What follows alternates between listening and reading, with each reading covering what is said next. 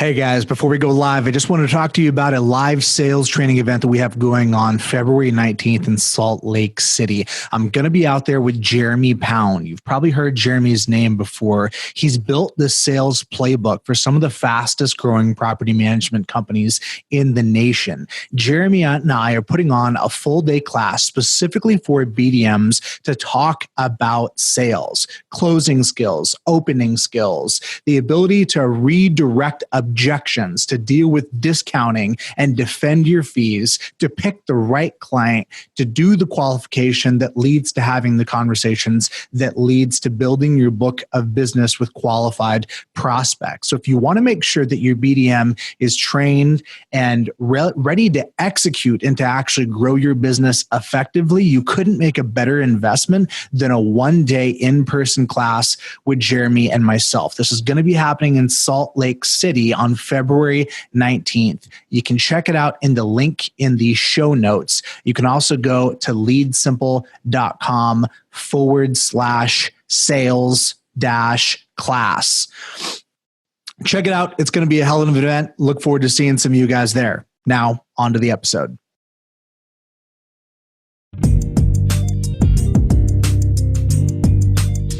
I don't throw darts at a board.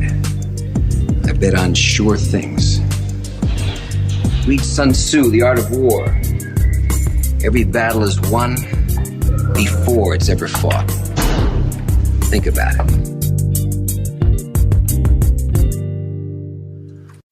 Welcome, closers. Today we have another episode of the Profitable Property Management Podcast coming at you. This is season 3 on Profit. I'm your host, Jordan Muela, and every week I interview world-class property management entrepreneurs and industry experts who share actionable insights to help you grow your property management empire. Whether you manage 100 or 1,000 units, this broadcast is designed to help you see the big picture and to give you the tools and tactics that you need to get to the next level. Today, I'm talking with Russell Hathcock, the owner of Zen Rent Property Management. Russell, thanks for coming on the show. Yeah, absolutely. Thanks for having me. Russell, let's back up. How'd you get into property management? The long version or just the podcast version? Well, so I actually got interested in real estate investing when I was like 21, late night shows, etc. I saw the whole like Carlton Sheets thing about flipping houses, and I was just mesmerized. I was like, well, so backing up even further. So when I was about 17, my family got evicted from our house when I was actually here in the Phoenix area, and I didn't have anywhere to go, and I ended up staying with family, but I was just blown away. I was so young. I couldn't understand how someone could take your home from you. It made me think like, wow, that's crazy. So I learned the difference between renting and owning. I thought, I'm never going to be in that situation again of not being able to dictate my future and having someone just remove you from your place. So yeah, my family got evicted. That kind of got the wheels in motion. About 21, watching late night shows of Carlton Sheets. And it got me a little further thinking like, oh, well, that's how you do it. You can buy houses, rent them out. So I was just mesmerized that you could literally buy a home, and if your numbers are right, someone can rent it for more than what you paid for it, and you make money by just being able to sign a document and facilitate the contract. So I got the wheels going. Still couldn't understand how to get into the business because I kind of bought that program, wasn't too happy. I went through a lot of their motions and stuff, and I realized it was a little bit gimmicky. I mean, to get into a property with no money down was, I don't know. There were things I learned, but yeah, fast forward about 25, I met my wife, her dad owned the property management company. So I kind of knew like, well, that's interesting. I wanted to get into property management specifically. And in 2004, when I married her, the market was just hot. I had a lot of friends getting real estate licenses and they're all selling real estate. But I'm like, well, so what goes up has to come down. And I don't want to, I'm seeing these guys making 80-some thousand a year, and they're splurging, buying these brand new vehicles and things. And I'm like, okay, what happens if the market turns and you're not making huge money anymore? So I didn't want to be in that boat. And to me, property management was the best choice to, lock in a client, have a property management contract, and secure that money for, a longer period of time and have that monthly income as opposed to that peaks and valleys you see in sales. And so when I met her, it just meshed. I wanted to get into property management. I wanted to invest. So met her and it just kind of synced up. He owned the company. I started working for him, quickly got my real estate license and just started from the bottom doing everything under the sun that goes with property management. And here we are today. What does the company look like today? Well, we're successful. We're doing good. There's a lot of people that talk about door and growth in this area, the Phoenix market. A lot of people talk about that growth, but what they don't talk about is the low fees that a lot of people have gone towards. And so we've actually stuck to our guns. We did not want to go like the discount route. So we've maintained a great portfolio. Our houses are, single family homes renting. Our lowest rent is $1,200. So we've got a rent roll. So right now, the truth of it is our numbers are down just because of the market, the Phoenix market. Tons of properties have sold off. And so our numbers are down, but our income has just been doing great as far as we've been selling houses as well with some of that.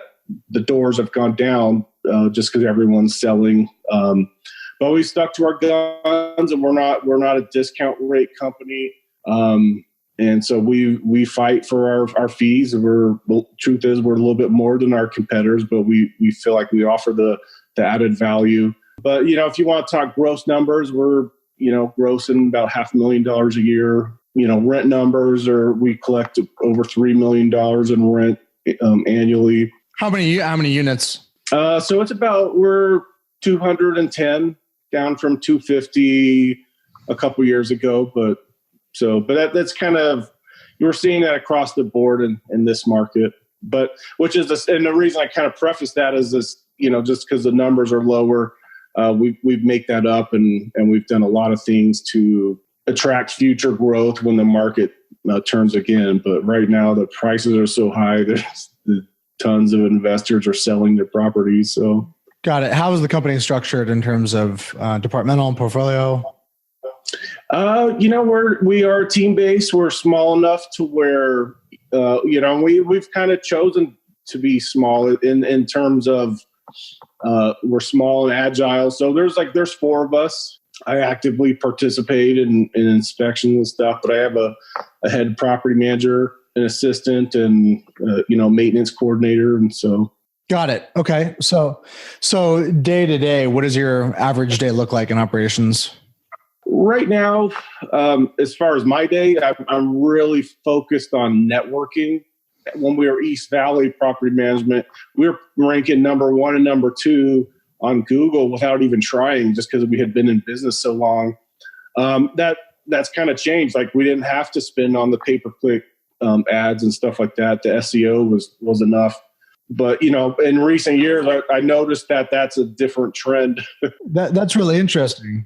Well, so are you saying that the brand pivot that you made from East Valley to Zen Rent actually negatively impacted your rankings? So no, prior to that, we were going from under the East Valley name, number 1 or number 2, keywords like Mesa, Arizona property management. We were number 1 all day long. And I noticed that starting to change. And so part of that rebrand is noticing some of those changes. But, a lot of big box brands, the Renters Warehouses here, you name it, there's all these big brands and I don't want to speculate on what their budgets are, but I know 2-3 years ago when I started looking at how to, pay-per-clicks for my own name, which at the time was East Valley Property Management. I mean, it was like I was shopping like $40 per click to get on Google, to get back on top of the Google searches under the pay-per-click stuff. But anyway, the point is I was like, well, I'm small. I can't afford $40 for a click, irregardless if you get a lead or not. So we did pivot and focus more on the brand. So we did change the name so we could expand the territory, but we also focus on networking. Heretofore we just, visiting with realtors, title lenders, stuff like that, which just wasn't even part of our, marketing scheme. Now it's almost exclusively working with our real estate partners and developing relationships to get referrals and stuff like that. So, I really started focusing on my name, so the Zen Rent brand was a better name, but we wanted that name out there. So, our goal is to, in the Phoenix area, when someone talks about property management, we want them to think of us. And so, I've joined all the Facebook groups where realtors are going to be. I'm on the Southeast Valley Association of Realtors. There's over 13,000 members of that. It's one of the largest realtor boards in the country. Well, I got on that board of director, which put me in the Arizona Association of Realtors Board of Director spot. So I got on that, and trying to have a positive influence on the market overall. I feel like there's some Wall Street brands that have come in and they're cheapening fees. Well, I'm trying to combat that and promote small business in this market. But I joined the NARPM board, getting my name out there, recruiting others to come under our brand. So let's actually talk about that. You mentioned that there are some other big corporate companies, and I get that being who I am with relationships that I have in the industry. I'm rooting for the small business owner, and I want to see him win. Mm-hmm. But for the consumer, Russell, what does the consumer care at the end of the day? The consumer doesn't want a sob story. The consumer doesn't want to pay extra money to support small businesses. In many cases, there's got to be a value add. There's got to be a deliverable that is really unique to what a smaller organization can offer. How do you articulate that positioning against some of the other big box national brands? So we, a lot of the value proposition we bring is that, hey, you're going to get a live person when you call. And you're going to talk to someone that knows what's going on with your property. So we like to offer much more of like a customized personal experience for our clients. And so, like, hey, Russ, we can go for something cheaper down the street. When we say, well, that's fine. If cheap is what you want, guess what? This is a business where you get what you pay for. And so, if you want something cheap, then we can't help you. But if you want a personalized experience with a professional that's been involved, we've got all the latest technologies. We're always forward thinking for that. So we tell them, if you want an influencer that's going to steer you right and help protect you on the, if they're overcharging you for repairs, if they're nickel and diming you on other ways that they're not talking about, we just try and be transparent with our clients that, hey, you get what you pay for. And we're a little bit more, but if you look at a lot of our successes and achievements and awards, that speaks for the value that we bring. So yeah, we try and showcase the value of someone that's, cause I hear stories, we get clients a lot that gone to the big box brand, and you never talk to the same person twice. You got a little issue with whatever's going on. It's hard for them to call up and get someone that knows what they're talking about. And so, it's one of the things we tell them. No, you're talking with a team that knows you and knows your property, knows the tenant, has talking to them. So having your hands wrapped around the local market and the consumer, you're available, et cetera, makes sense. I think that is part of the essential value prop. I don't know how that it's going to be defensible in all circumstances, but I think it is definitely a part of the small business owner value prop. Something else I want to ask you about is how you deal with negative reviews. I want to read a Yelp review from a potential tenant here. This is from MBL, aka somebody that wanted to be anonymous. And here was the review. Horrible experience with a group of people who treat potential clients like dirt. When we learned of their uneducated breed-specific pet requirements, we attempted to communicate further. However, they were not open to consider us as a long-term applicant. Blah, blah, blah, blah, blah, blah, blah. That's going to hurt, right? Yeah, the whole review thing for property management is just, it's tough. It's real tough. We had one recently. Google review goes and looks at a 1950s home priced on point with the market. So it needed work. We got it fixed up. and literally like the day after the work was done, he goes, "Hey, it's missing a few things," calls us. "Okay, thank you, sir. We'll go check it out." I'm not sure what he was talking about. But anyway, it's like he goes online saying it's overpriced and all this stuff. And I go and look at it. But anyway, I don't know. So, it's a mixed bag. You deal with people that sometimes don't know what they're talking about, and you have to roll with it and do your best. That one in particular, the dog breed, that I actually talked to that guy myself. I'm literally juggling 5 things. He calls up, gives me the song and dance of how awesome he is. And before I could even finish a sentence, hangs up on me, goes on Yelp, goes on Facebook, goes on all the places. Didn't even give us a chance to explain ourselves or anything. So, that's just that industry problem where a lot of people, potential clients or potential tenants even just don't know. Like if you're driving from out of state and you see a $1,500 rent and you're expecting it should have been $1,000, well, you don't know the market. But anyway, but how do you respond to that? Well, it's, you definitely have to take the high road. Sometimes you have to hold back, even though you want to put someone in their place sometimes. But that one in particular you read, I believe I responded to him the best I could. But you just have to roll with it. I think it's not going away. So you do need a strategy to find those points where someone is happy. They just moved in a home. They're happy. Have a plan to garner that positive review right when someone is happy with clients and stuff. And so we actually, the thing is, we just try and be positive, try and roll with it, and try and get better and improve. Yeah. So I see that you replied to that one. I see you replied to a lot of these negative reviews. It's I don't have all the answers for where to take it with the review conversation, but I know there's definitely a lot of pent up frustration there around the fact that you have people leaving reviews that barely had a meaningful business interaction with you. And counterbalancing is obviously a big part of the overall equation.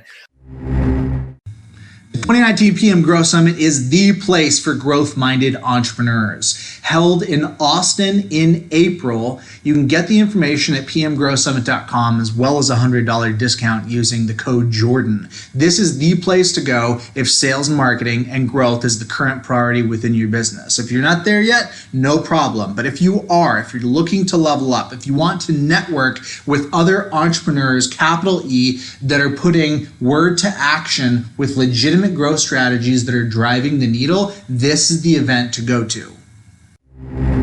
Let's pivot to talk a little bit about service quality. I asked you previously about differentiation against some of the big box retailers. In terms of the scope of services that you guys provide, what are you doing on some of the basics and some of the fundamentals? For example, how do you handle maintenance? We do use that Folio software. We do push tenants to go online in their portal to report maintenance, but we do have a staff that gets those, assesses what's being requested, defines urgency, pushes those along to trusted vendors. We do have some in-house stuff or just basic light cleaning, handyman stuff, but we sub out most things to third parties. So rather than try and be all things at all times, just sub out to the best. And so tenant calls up, we sub out whatever it is to where it needs to go. They contact tenant directly, schedule, and so send the bill to us. So does that answer your question? What, in terms of vendors, what kind of vendor churn do you experience? Is that pretty common for you, or do you have a set of long-term vendors you've worked with for a while? It really depends. Cleaning companies, we probably go through the most. Yeah, we handyman, we got someone we've been using a long time. HVAC, plumbing. We definitely have our preferred vendors, but we don't see value in just keeping one guy. You got to have a couple. I mean, sometimes, because we have a wide range of properties. I mean, I've got just $1 million homes, and I've got stuff that's more of a tract home. On those high-end properties, well, you need someone that can fix those and make it look good. Sometimes, on a tract home, you don't need someone as talented. So, so we got a couple for everything. Couple air conditioning. It's the summertime. If the air conditioning goes out, we need someone that can respond immediately. And so sometimes your go-to guy can't get there right away.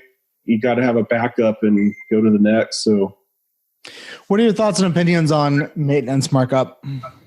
So we do collect a discount from our vendor. So I don't like the markup per se, because I don't like my clients to have to pay more money than they should have on the open market. But we feel like we offer a ton of value to, like, our handyman, for example. He does, we're sending him enough business to where he doesn't have to go dredge up business and pass out his business card and stuff. And so we just do a small discount from them as sort of a handling fee that the vendor pays. So isn't that two sides of the same coin, though, in terms of... Well, it depends. I mean, that's where, if you're vigilant, you make sure you're getting the industry rate. So that's why there's value in having more than one vendor. Got it. I see what you're saying. So you're simply saying that you're trying to take the spread while making sure that the price is not actually being inflated. Yeah, I mean, if they're inflating their price to to compensate for that discount, well, then we can't do business. We have to have the best price.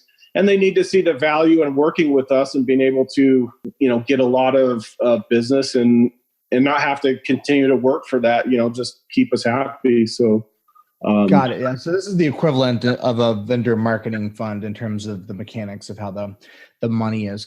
Yeah. So we if you're not vigilant and they start marking up their bills, then that's just bad in general. So at the end of the day, client needs to make sure they get a good price.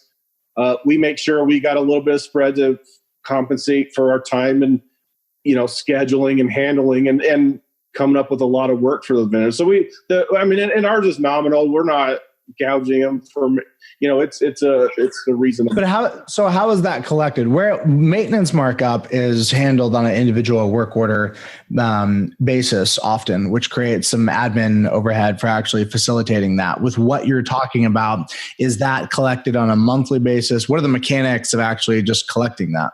So that's where it really boils down to the software, but our software just handles it. So they submit invoice, we do a billable paid to them, and then the software itself takes a small percentage, a predefined percentage as a discount, and then puts it on our ledger. And so the homeowner sees just the price tag of what they paid for the job. Got it. And so then you invoice the maintenance company based on those funds that have accrued? Yeah. At what frequency? Monthly? So it really we pay our vendors twice a month, but it's usually when I pay them, it happens at that same time.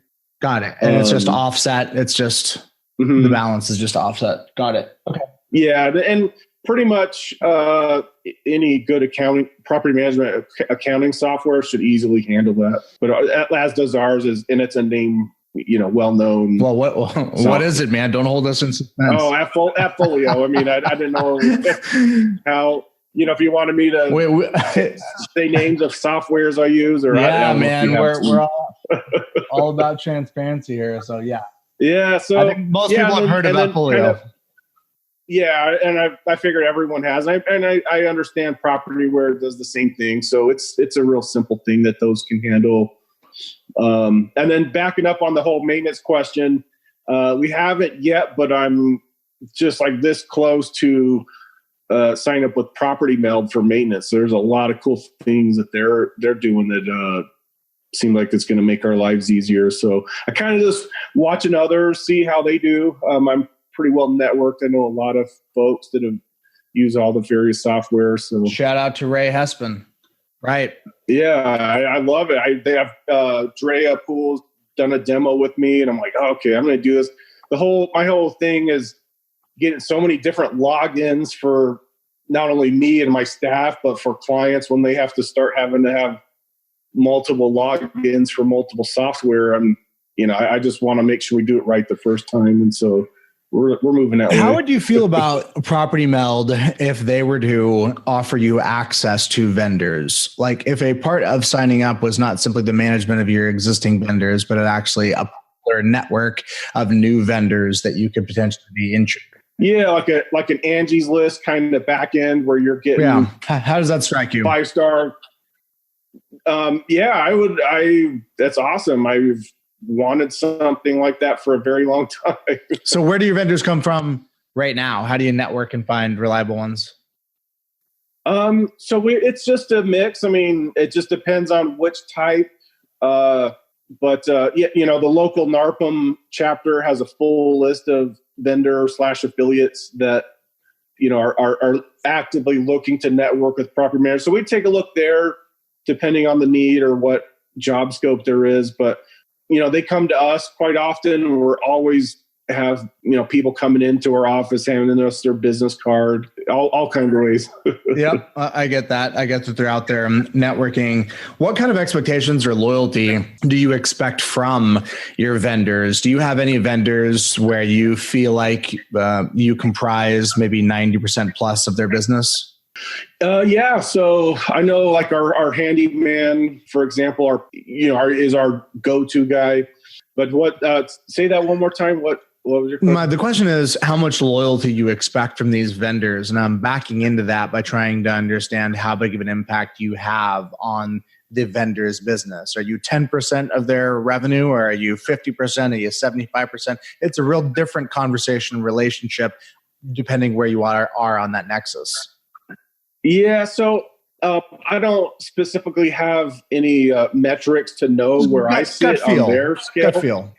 But yeah, there is a feel of some, just depending on our interaction of, if they're willing to bend over backwards when we call a favor or not. That kind of those are just little insights we get sometimes. But as far as loyalty, yeah, I mean, we need, so we do have like a vendor packet and a vendor handbook outlining expectations of how they should interact as they go into homes with tenants there. Don't use the bathroom, but there is some language in there that says, hey, starts to ask for additional repairs, or even if they start saying some negative things, like, and it does happen. It comes with the territory of property management. For example, in Phoenix, it's 120 out, middle of summer, and their air conditioning goes on, and the tenant's upset at everyone. So we advise them, like, avoid those things.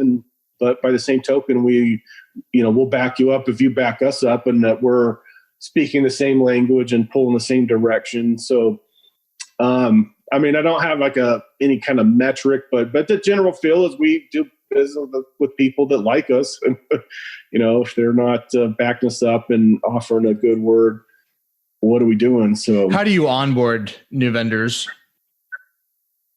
So we do have an application. We like to, and depending, but we do like to see their license, bond, and insured. So we have an application, ask them those questions. If they are licensed, bond, and insured, we do have a vendor agreement that outlines a lot of those things, like, hey, don't smoke in the house or on the property, don't use the bathroom, just basic stuff. It does outline that we do collect a discount from them for our we just call it a handling fee, but for us facilitating things. So, but yeah, I mean, if it's a match, along each of those steps, then, next step, we don't just send them tons of work. We like to give them maybe an easy job, see how they do, see how their invoicing is. Do they call the tenant directly? You know what I mean? You realize some people are really good at their scheduling and communicating, and some people aren't. And so we do want vendors that communicate not just with us, but with the tenant as well, and show a degree of professionalism. Got it. And who handles maintenance coordination internally? So we have an agent that does that. An agent, and what else does that person do? In a small team like us, it's everyone wears multiple hats. Answering phones, fielding basic questions, help with application screening and stuff like that. Got it. So how would you describe what kind of a hierarchy of skilled labor within a property management company? There's obviously a difference between somebody that's and the skills required to answer the leasing line versus the skills required to run the company. How would you kind of describe that hierarchy of skill and ability within the organization? Yeah, I mean, if someone, getting involved in property management, I think the lowest tier is probably, the leasing line or leasing questions. That's usually just some really basic questions about the property. But yeah, in a small office, it's usually conjoined with multiple things depending on the month or what's going on. But so I think, a lot of those basic leasing stuff, lease signings come in pretty low on the totem pole, if you will. I don't know. It's really tough to maintenance. One of those things, it just depends on their skill. I don't know. Got it. So I mean, so our office, everyone's sharing something at some point or another. But wearing multiple hats. So you have one full-time PM, is that correct? Yeah.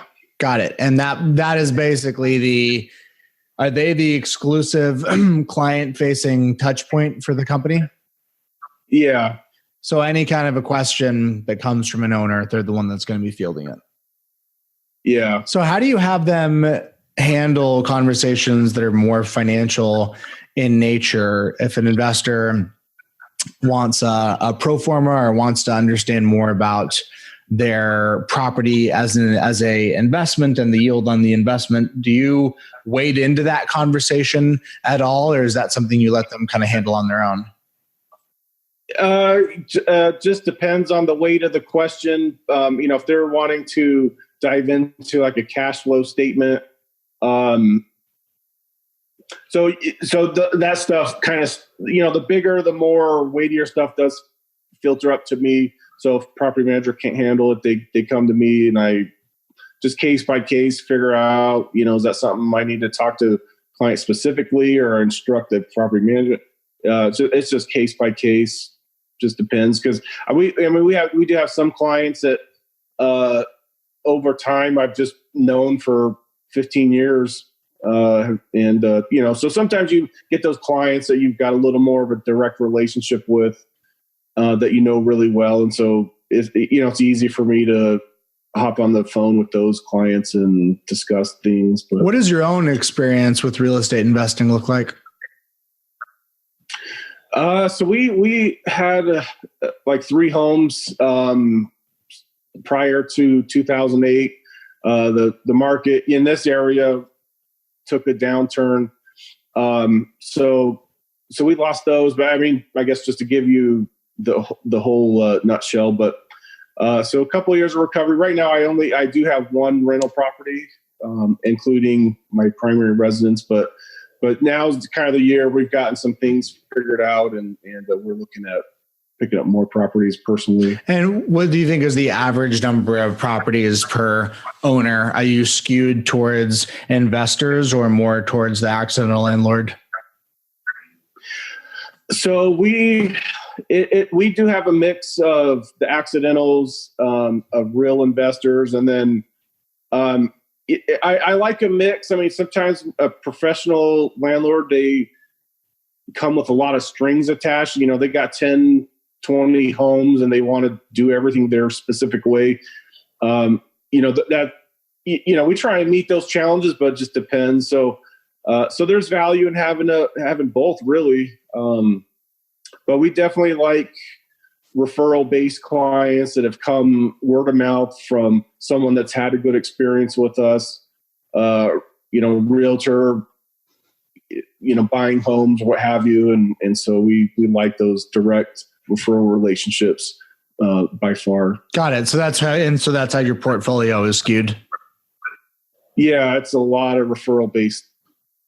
Okay, awesome. But what does your involvement with NARPM look like? So I joined NARPM probably about 2007. I thought it was a nice little logo to put on the business card, but I went to a couple meetings and I thought, this is just basic stuff. So I really didn't actively participate till probably, was it like 6 years ago? Maybe 7 years ago, I got a state audit. My dates are wrong, but whatever. So I had just barely got my broker license. I guess that's about 2009. I'm getting old, I swear. My dates get off. So right after I got my broker license, I got audited like almost immediately. And in that time in this area, the Arizona Department of Real Estate was on the witch hunt. There's a lot of issues in the industry. So I got audited. And I quickly learned that you can go through schooling, you can do a lot of things, and it's not going to prepare you for property management. So when I got audited, there were questions they were asking me about finances, trust accounting, and it caught me off guard. And I was like, well, let me talk to my bookkeeper. Well, no, you're the broker. We want to talk to you. Okay, well, I'm having a hard time answering these questions. Can I get my accountant? Nope, you're the broker. You sit right here and answer these questions. And so I was on the hot seat, and it was very uncomfortable. And so they came back and said, hey, here's a couple issues. One of the biggest issues is you have too much money in your trust account. I'm like, no, there's not. I mean, I reconcile this thing every single month. So I was having a hard time with that. It was scary. I was still new. But I went to NARPM and quick shout out to Mike Mumford. May he get well. Yeah, absolutely. But so I just started talking to him, and he was like, oh, well, check your dates on your reconciliation report. So I did a couple of things he immediately picked up on, fixed it right up. And I'm like, okay. I realized the Department of Real Estate doesn't know trust accounting. Mm-hmm. Accountants don't know it.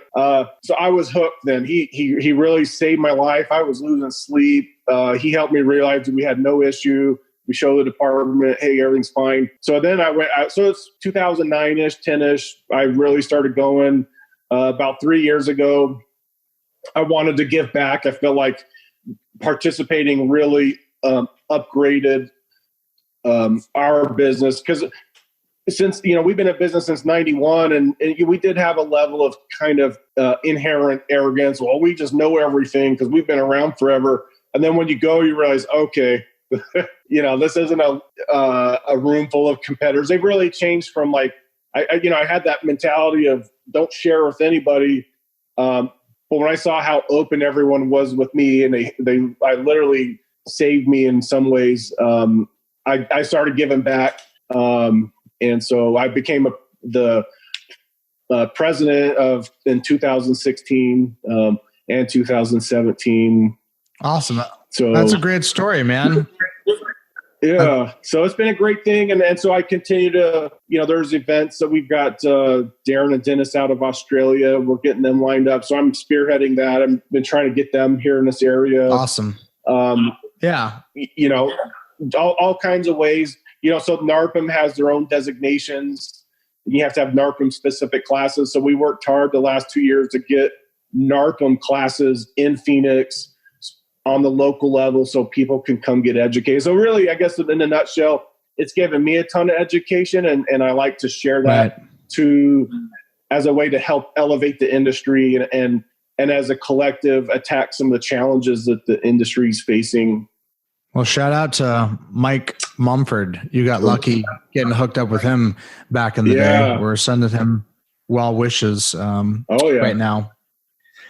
Well, this has been great, man. I appreciate you coming on and kind of talking through some highs and lows of what you've experienced in the industry. There's always one question I like to wrap up every interview with, and that is this. What is your opinion about what drives entrepreneurship? Do you think it's something that's more born or bred into folks? I'm not. I should be an attorney, I swear, because my answer always is it depends. I mean, I feel like I keep saying that to you, but I think this area, as you're probably well aware, has become really saturated with property management companies.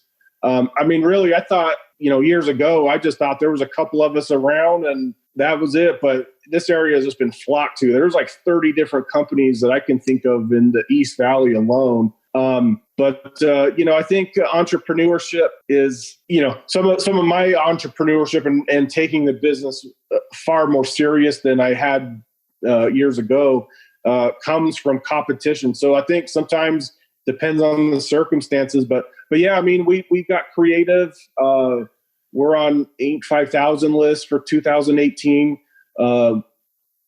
Entrepreneur Magazine, we ranked 342 on their rankings of the top 360 businesses.